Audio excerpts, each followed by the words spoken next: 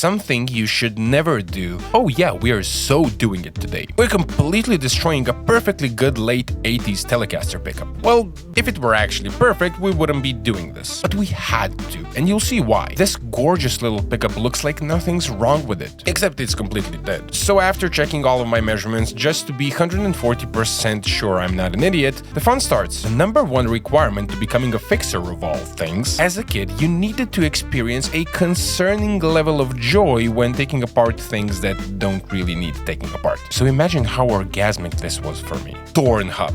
There's a business idea for all of us degenerates. Anyway, once I rip the wires out, I clean the solder holes, I remove all the junk, and it's time to check the magnets. Visually, yeah, they're rusty. That's probably why the pickup failed. Of course, I grabbed the meter to measure and document the magnetic strength. Gotta do things properly. Now, am I using WD-40 today? Absolutely not. WD is not the solution here, but fine sanding paper is. Since I'm going to remagnetize these anyway, I'm not scared to use fine sanding paper to scrape the gunk off. I also have to strengthen the flatwork because it warped from wettings, and then I quickly recharge the magnets. And now it's time to pull out the heavy artillery and choose the ammo. First up, Schedule 4 controlled substances for relaxation, because I needed to poke this wire through a very narrow hole. Then I spin it on the merry-go-round in the rhythm of the music that the pickup is destined for. A little bit of esoterics sprinkled in. You know the drill. When I get bored of winding, I take the pickup off the winder, I solder on some fresh silver-plated leads and measure what I've done. Naturally, I'm impressed with myself.